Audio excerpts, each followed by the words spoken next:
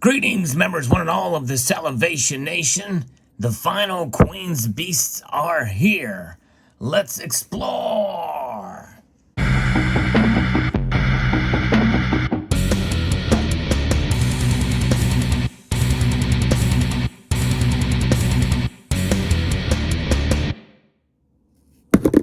That's right, with this very knife, I'm going to slice and dice into this package here.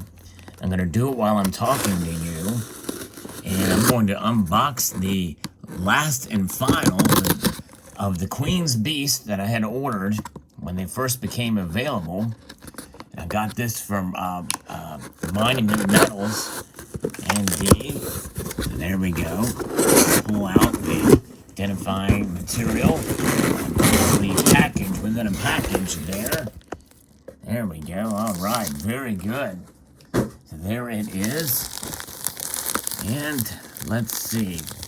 I bet you that you're probably going to want me to open this up. And I am wanting to do that as well. I'm with you on that. I think we can all agree. Let's see what's in it. All right. Very good. Try to taste the opening of this here. Very good. Rip and tear into the package. See the contents therein. This, I believe, was one of the Royal Mint's best series out there. And from Monument Metals here. And there it is. The 2 ounce and the 1/4 ounce gold. Let's take a look at the silver first. And I do have a capsule for this, but it's not handy. We'll look at that later. But this is the final in the series. Happy to have added this to the collection here.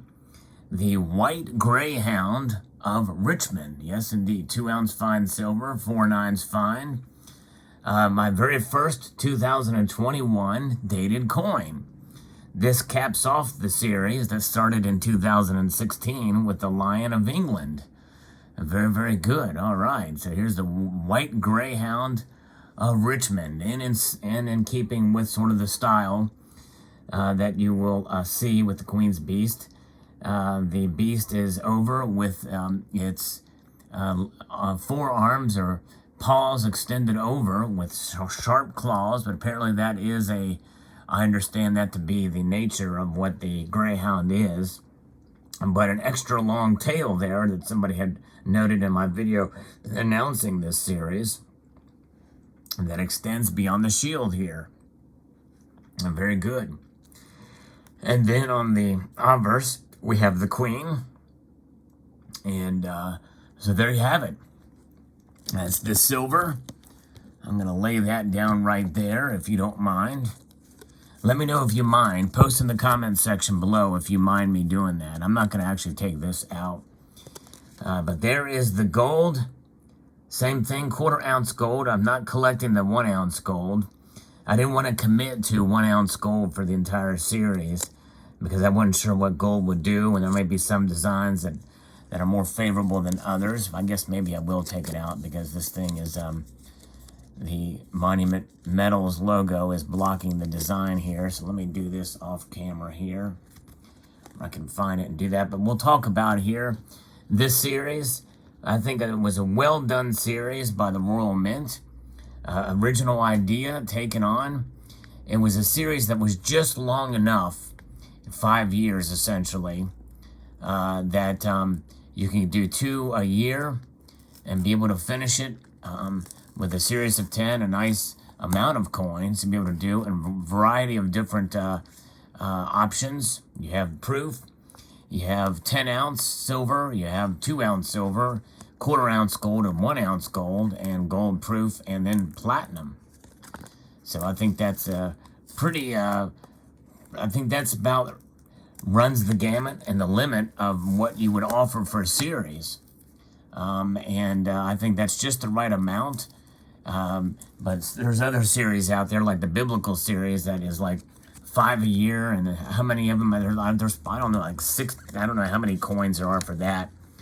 But way too many, way overpriced, and it's a whole lot. But these are considered bullion coins, sort of akin to what you would see in other series like the Lunar series and the like. But I think it's nice to have this series to kind of capstone the Queen's legacy as the Queen of England.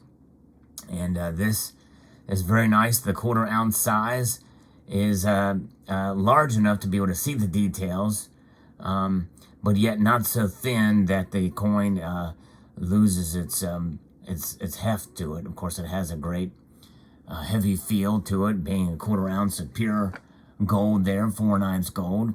Very well struck, and Monument Metals did a great job in packaging this and delivering it. And it's just very, very nice piece indeed. Very good series there. So here we go. Let's see if we can get these in a position here where we can see them both together. I'm very happy to add and finish the collection of the Queen's Beast in this manner of form here. Very, very good. Let's see here. There they are. Wow. Queen's Beast, silver and gold. A wonderful series, capping them off. You know, this is not my favorite design of the series. You know, probably will do a video showing them all together in the course of the coming days or weeks. We'll see. But nonetheless, I do like the consistency of the design, sort of that chainmail background pattern there that complements well with the other side. A very well done series, I believe. Well crafted, well designed, and I think it'll be a pretty popular series. I'd love to get some of the cases. Some of you have shown some really nice cases for these, and I'd love to get one with the gold and silver together. I don't know if they make a 1/4 ounce and a 2 ounce silver, but I decided to go with these for the price points. You know, they're going to be the least expensive, and I think it's a fun way to collect. You know, you can get bullion, coins that really you're not going to pay a whole lot over spot for, but yet it'll satisfy the collector in you as you accumulate. They're backed by the full faith and credit of the Royal of the United Kingdom, and they're just well done and well struck coins indeed. Now, there are issues. Some have posted about milk spotting for the Royal Mint, but I've not seen lately them milk spot, and I've been fairly lucky with these coins so far, so hopefully they will survive that. But there they are, the Queen's Beast series complete.